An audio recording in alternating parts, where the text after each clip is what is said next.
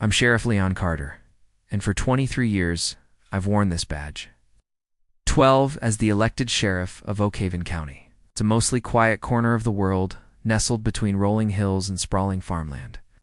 Before the Winstons arrived, the biggest thing I worried about was the occasional deer getting loose on Main Street or Old.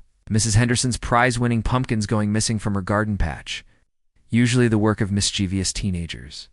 The people here respected law enforcement, understood the importance of community, and generally took pride in their homes and families. We had a sense of shared identity, a mutual understanding of what it meant to be an Oak Haven resident. Then came Karen Winston and her son Travis. They purchased the old Miller place, 2 blocks from my own modest home, solid brick ranch that I poured my heart and sweat equity into over the years. I remember thinking another family moving in, good for the town. But the initial optimism quickly soured. Karen, from day one, seemed determined to stir up trouble where there was none. It started small, complaints about the neighbors' landscaping being unruly, concerns about the types of people walking through the neighborhood, her constant. Unsolicited observations on everything from the color of our mailboxes to the speed at which people drove down the street. She appointed herself the unofficial guardian of Oak Haven's moral fiber, self-proclaimed neighborhood watch captain without any actual authorization. At first, we all tried to be polite, to brush it off as new neighbor jitters. We'd smile, nod, and go about our business. But her constant nagging and judgmental attitude began to wear everyone down. It became clear that Karen wasn't interested in integrating into the community. She was determined to impose her will upon it. Her son Travis was a different kind of problem altogether. Karen's behavior was irritating, but Travis's was disruptive and borderline illegal. A 22-year-old with a permanent air of entitlement, Travis had dropped out of college after a semester, claiming it was too boring and not for him. Back in Oak Haven, he had little to do but drive around in his jacked-up pickup truck, blasting music that would rattle the windows of anyone within a 5-block radius. He and his equally directionless friends spent their days lounging around, drinking cheap beer and generally causing a nuisance. Weekends were even worse. Travis started hosting parties, loud, messy affairs that always seemed to spill out onto the street. I received noise complaints regularly, but each time I'd give him a warning. Hoping that the constant engagement with law enforcement might teach him a lesson, I always aimed to be understanding of young people and the need to let off some steam, but Travis Winston took it to a whole new level. The line between youthful indiscretion and outright disrespect was getting thinner and thinner every day. The breaking point came during the Sheriff's Association conference in Dallas. It was an important event, filled with crucial training sessions and networking opportunities. Plus, after years on the force, I also intended to tack on a visit too. My sister, who lived in Austin, I rarely got to see her, and the trip seemed like the perfect opportunity to reconnect. Before leaving, I asked a friend, Mrs. Peterson, to house sit. She was a retired teacher and a longtime resident of Oak Haven. I knew I could trust her to keep an eye on things, water the plants, and generally make sure the house was secure. I gave her explicit instructions. Call me immediately if anything seemed amiss. The conference was productive. I learned about new policing strategies, forensic techniques, and community outreach programs. I met sheriffs from all over the country exchanging ideas and experiences.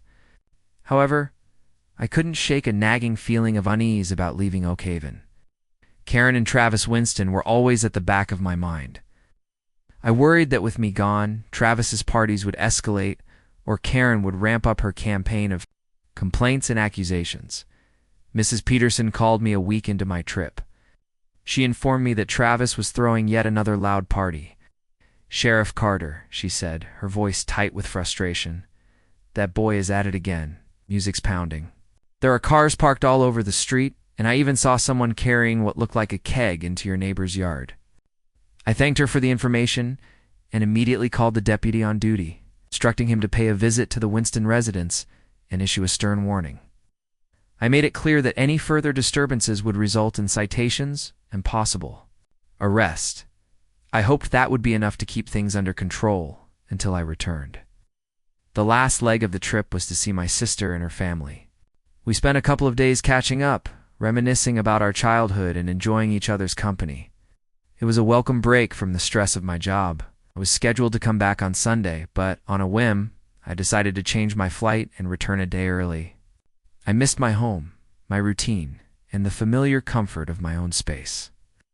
As I drove back into Oak Haven on Saturday afternoon, I looked forward to a quiet evening, relaxing on my porch with a glass of iced tea. I called Mrs. Peterson to thank her for her help and told her that I will meet her for coffee tomorrow. Little did I know, the serenity I craved was about to be shattered in the most unexpected and infuriating way possible. I saw my street sign and smiled, ready to be home. As I approached my house, I immediately felt something was wrong. The yard, usually meticulously maintained, was littered with trash. Empty beer cans and crumpled cigarette packs were scattered among the azalea bushes I had so carefully cultivated. Spray paint marred the pristine white fence that bordered my property. In bold, uneven letters, someone had scrawled Travis's spot. My blood began to boil. This wasn't just typical teenage mischief. This was blatant disrespect, a deliberate act of vandalism. I parked my cruiser at the curb and started to assess the damage. The front door seemed secure, but as I walked around the back of the house, I noticed that the back door was slightly ajar. A wave of dread washed over me. I reached for my sidearm, unholstering it with a practiced motion. Quietly, I eased the door open and stepped inside. The scene that greeted me was beyond anything I could have imagined. My once pristine home had been transformed into a frat house. Muddy footprints tracked across the hardwood floors. The kitchen. Counters were covered in a sticky residue of spilled alcohol and overflowing ashtrays. Red plastic cups littered every surface. The air was thick with the stench of stale beer and cheap tequila. The smell was overwhelming, like someone had even carved initials into my antique dining table, a treasured family heirloom passed down through generations. Rage surged through me. This was a complete desecration of my home, a violation of my privacy and security. As I stood there, trying to process the devastation, I heard laughter coming from upstairs. The audacity of it was staggering. Moved, slowly and deliberately, making my way up the stairs, my weapon raised. I couldn't believe what I was hearing. The laughter was loud and carefree, as if nothing was wrong. I listened outside my guest room door, making sure there was no one else in the room. I stepped into the guest room.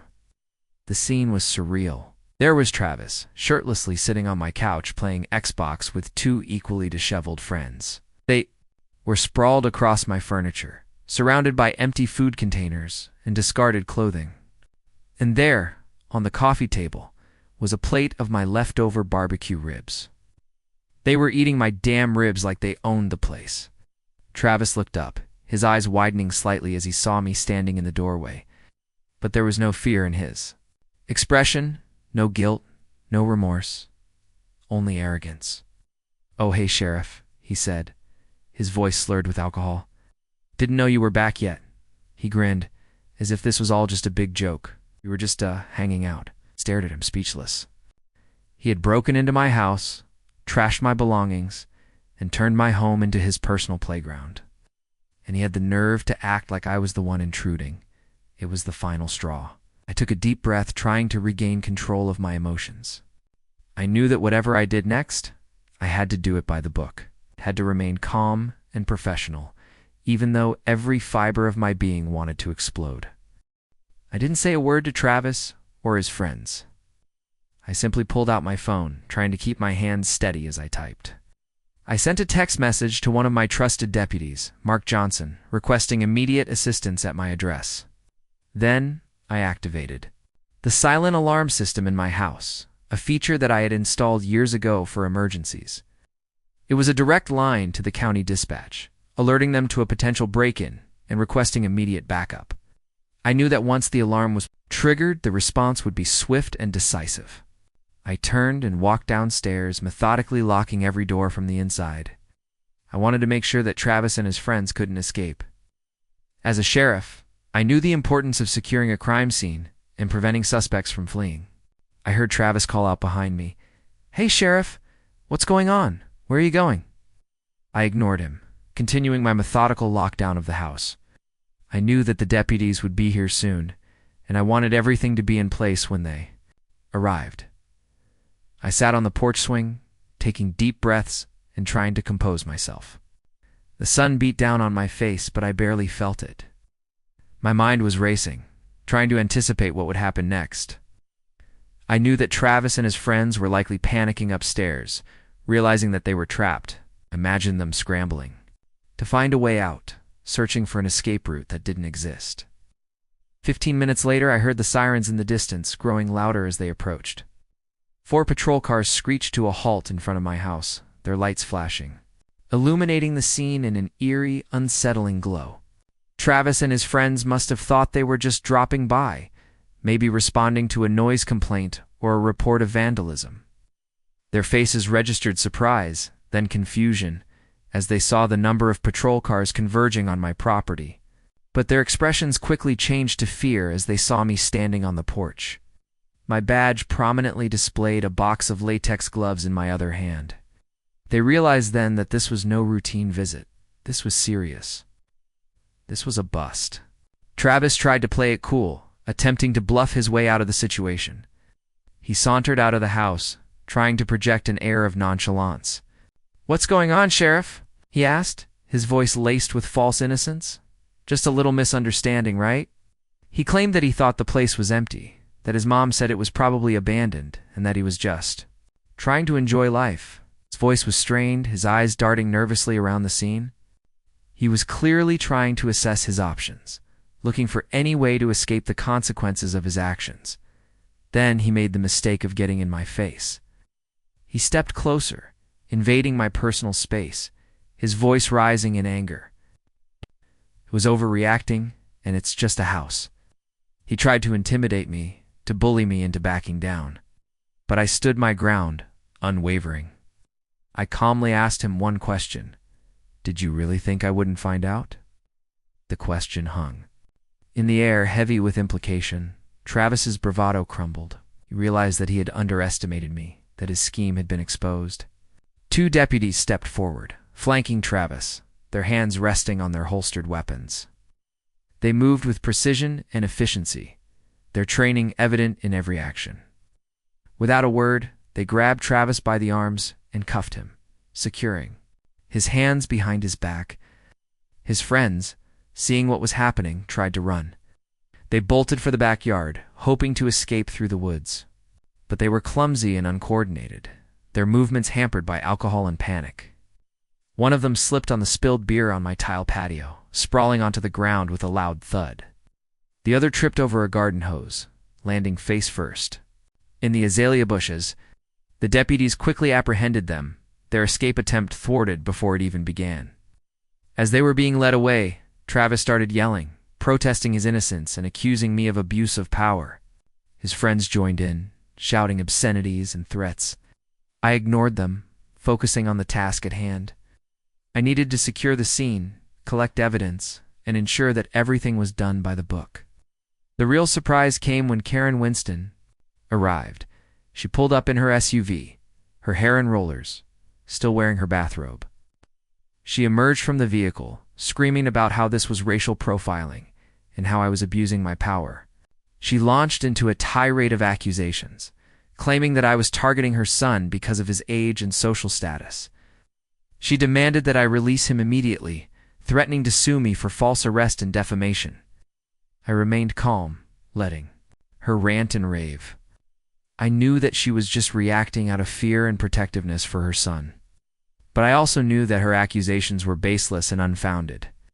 When she finally paused for breath, I calmly informed her that her son was being arrested for breaking and entering, vandalism, and several other charges. I offered to show her the evidence, the security footage that documented his crimes in excruciating detail. She hesitated for a moment, then reluctantly agreed. I led her inside the house, showing her the surveillance logs on my computer. She watched in stunned silence as the footage played, revealing Travis's actions with horrifying clarity. She saw him throwing parties, filming TikToks, and even posting an Airbnb-style link online, offering my house as a chill weekend spot. She saw him charging people to party in a house he didn't even own. Her jaw dropped. Her face turned pale. She shut up real fast when she saw her son rapping into my toothbrush like it was a microphone. The evidence was overwhelming. Travis hadn't just squatted in my home. He had turned it into a commercial enterprise, profiting from his illegal activities. That opened the door to something else. Wire fraud, property misuse, and unauthorized subletting. The charges against him escalated significantly. Karen Winston was devastated. Her dreams of a peaceful life in Oak Haven had been shattered. She realized that her son's actions had not only harmed me, but it also brought shame and disgrace upon her. She hung her head, her shoulders slumped in defeat. The arrest of Travis Winston sent shockwaves through Oak Haven. The community was outraged by his actions, and many residents expressed their support for me and my department. The incident served as a reminder that no one is above the law, regardless of their age or social status. Ow! Here's the kicker. My department had just launched a new community service initiative, where nonviolent offenders have to volunteer for neighborhood repair crews. The goal was to give offenders a chance to make amends for their crimes and contribute to the betterment of the community. Guess who's leading the cleanup of my backyard every weekend for the next 6 months? Travis, under my supervision. And you better believe I've got him scrubbing his graffiti off my fence with a toothbrush, the same one he used as a mic. He was required to repair the damage he had caused, to clean up the mess he had made, and to make restitution for the harm he had inflicted upon my property. I made sure that his work was supervised closely, ensuring that he performed his duties diligently and respectfully. The experience was humbling for Travis. He was forced to confront the consequences of his actions and to understand the impact they had on me and the community. He learned the value of hard work, the importance of respecting other people's property, and the significance of taking responsibility for his mistakes. Karen hasn't spoken a word to me since. She avoids eye contact, scurrying away whenever she sees me in public. I don't blame her. She's probably ashamed of her son's behavior and embarrassed by the exposure of her own misguided parenting. As for my house, the yard is manicured, the fence is freshly painted, and the antique dining table has been professionally restored. The beer cans are cleaned up. The only visible sign of Travis Winston's illegal occupation is the faint ghosting around the edges of the azalea plants that Travis clumsily kicked over while trying to flee the police. I suppose the new scar is a reminder of how the Winstons disrupted the peace of Oak Haven. But I choose to see it as a demonstration of our ability to persevere. Together, as a unified and caring community,